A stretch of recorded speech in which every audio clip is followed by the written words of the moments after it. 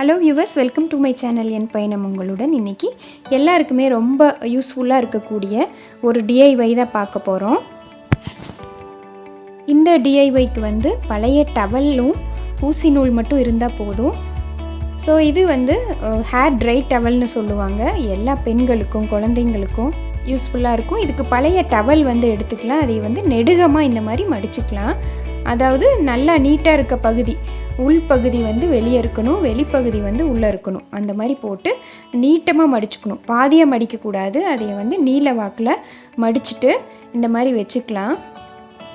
So இதுதான் நம்மளோட measurement plan. இது சைட்லேயே இருக்கும். நிச்சயமாக நீங்கள் ரெஃபர் பண்ணிக்கலாம். இப்போ நம்ம போட்டிருக்கோம் இல்லையா, அந்த கீழே இருக்க ஓப்பன் எண்டில் நீளமாக போட்டு கீழே பரப்பி வச்சுருக்கோம். அந்த ஓப்பன் எண்டில் நம்ம கீழே 65 சென்டிமீட்டர், அதாவது 65 சென்டிமீட்டருக்கு ஒரு லைன் போடணும். ஆனால் இப்போ இந்த ஸ்கேலில் பார்த்திங்கன்னா 61 சென்டிமீட்டர் தான் இருக்குது. அதனால் நான் 61 வரைக்கும் ஃபஸ்ட்டு மார்க் பண்ணிவிட்டு எக்ஸ்ட்ரா ஒரு 4 சென்டிமீட்டர் இந்த ஸ்கேலில் நான் மார்க் பண்ணிக்கிறேன். ஸோ இந்த மாதிரி 65 சென்டிமீட்டருக்கு கீழே ஓப்பன் எண்டில் மார்க் பண்ணிக்கணும். இந்த டவலை மடித்து போட்டிருக்க அந்த ஓப்பன் எண்டில் அந்த 65 கவர் பண்ணதுலேயே நம்மளுக்கு 45 சென்டிமீட்டர் இந்த க்ரீன் லைனில் கொடுத்துருப்பேன். அந்த 45 சென்டிமீட்டருக்கு இன்னொரு மார்க் பண்ணிவிட்டு எந்த இடத்துல அந்த 45 மார்க் பண்ணமோ அந்த இடத்துலேருந்து மேல் நோக்கி ஒரு 26 சென்டிமீட்டருக்கு ஒரு மார்க் போட்டுக்கலாம். இந்த 45 கவர் பண்ண ஏரியாவிலேருந்து மேலே பார்த்து ஒரு 26 சென்டிமீட்டர் போட்டு அங்கே ஒரு மார்க் பண்ணிக்கலாம். அடுத்ததாக இப்போ நம்மளோட ஃப்ரண்ட் எட்ஜில் மார்க் பண்ணோம் இல்லையா, அதாவது இப்போது உங்களுக்கு இப்போது ஹெட்டுக்கும் மார்க் பண்ணிட்டோம். இந்த டிப்பில் மார்க் பண்ணோம் இல்லையா, அங்கே அந்த ஃப்ரண்ட் எண்டுன்னு சொல்லுவாங்க. இதே 6 சென்டிமீட்டருக்கு மார்க் பண்ணிப்போம். இங்கே எலாஸ்டிக்னு போட்டிருக்கேன் பாருங்கள், அந்த இடத்துல. ஸோ முன்னாடி ஒரு 6 சென்டிமீட்டருக்கு வச்சாச்சு. அதே மாதிரி பின்னாடி நம்ம எங்கே 65 கவர் பண்ணமோ அங்கே ஒரு 12 சென்டிமீட்டருக்கு, அதாவது பட்டன்னு போட்டிருக்கேன், அந்த எட்ஜிலிருந்து 12 சென்டிமீட்டருக்கு போட்டாச்சு. இப்போ ஜஸ்ட் இந்த 12 சென்டிமீட்டர் மார்க் பண்ணி, ஸோ இந்த இமேஜில் கொடுத்துருக்கிற மாதிரி அழகாக அந்த நம்மளோட அந்த 26க்கும் 12க்கும் ஒரு கர்வ் லைனும், கீழே இருக்க அந்த 6 சென்டிமீட்டர் மார்க்குக்கும் 26க்கும் ஒரு ஜாயிண்ட் லைனும் போட்டு மார்க் பண்ணிக்கலாம். கட் பண்ணி எடுத்துக்கலாம். ஸோ இப்போ இந்த மாதிரி ஒரு ரஃப்பாக ஒரு லைன் போட்டுட்டு நீங்கள் இந்த தேவைப்பட்டால் குண்டூசி மாதிரி குத்திக்கோங்க. அப்போ தான் அந்த துணி விலகாது. துணி விலகாமல் இருந்தாலே நம்ம நீட்டாக கட் பண்ணிடலாம், ஈக்குவலாக வரும். ஸோ இப்போ நான் ஒரு 4-5 குண்டூசி அங்கங்கே வச்சுட்டு இதை கட் பண்ணி எடுத்துக்கிறேன். ஸோ இதில் இருக்க மெஷர்மெண்ட் கூட ஒரு 3-4 சென்டிமீட்டர் நீங்கள் எக்ஸ்ட்ரா கொடுத்துட்டிங்கன்னா மெஷினில் கொடுத்து அடிக்கிறதுக்கு உங்களுக்கு வசதியாக இருக்கும். இதில் அழகாக கட் பண்ணி எடுத்து வச்சாச்சு பாருங்கள். இப்போ இந்த ரொம்ப திக்காக இருக்க அந்த எட்ஜ் கிழிஞ்சிருக்க அந்த பகுதி எல்லாமே நான் கட் பண்ணி எடுத்துக்கிறேன். அடுத்தது இந்த ஊசி நூல், நம்ம சாதாரணமாக இருக்க ஊசி நூல் வச்சு தைச்சிக்கலாம். ஸோ இந்த ரொம்ப தடிமனாக இருக்க அந்த பகுதியை கட் பண்ணிக்கிறேன். ஸோ ஓவர்லாக் மாதிரி கூட நம்ம தைக்கலாம். நல்லா இந்த மாதிரி ஊசி நூல் வச்சுட்டு 2 சுற்றி நம்ம முழுக்க தையல் போட்டு எடுத்து வச்சுக்கலாம். மிஷின் தேவையே இல்லை, நம்ம கையில் தைச்சாலே நமக்கு ரொம்ப நாள் வரும். ஆனாலும் லைஃப் கொஞ்சம் கூட கிடைக்கணும்னா நீங்கள் ஒரு அடி அடித்து வாங்கி வச்சுக்கலாம். ஸோ இதே மாதிரி எல்லா பக்கமும் நம்ம தைச்சி விட்டுக்கலாம்.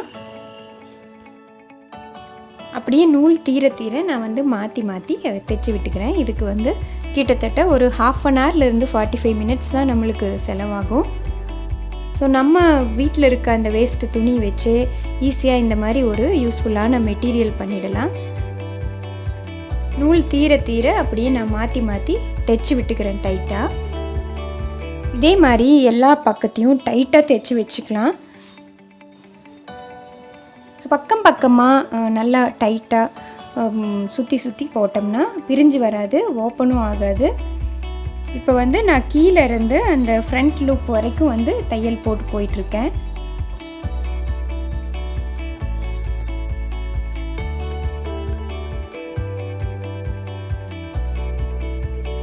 இப்போ ஒரு சின்ன பீஸ் எலாஸ்டிக் எடுத்துக்கிறேன். உங்கள்கிட்ட எலாஸ்டிக் இல்லைன்னா அந்த லேஸ் கூட நீங்கள் எடுத்துக்கலாம். சுடிதாருக்கு போடுற லேஸோ இல்லை மற்ற நாடா எது இருந்தாலும் நீங்கள் எடுத்துக்கலாம்.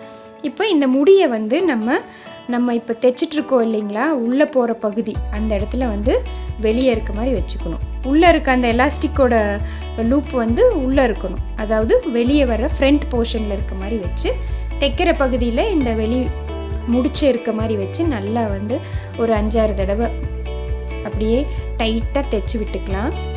இது தட்டையாக இருக்க எலாஸ்டிக்னால் இன்னுமே உங்களுக்கு நீட்டாக இருக்கும். ஸோ இந்த மாதிரி டைட்டாக அது ஃபுல்லாக கம்ப்ளீட் பண்ணிடலாம் அந்த எட்ஜ் வரைக்கும்.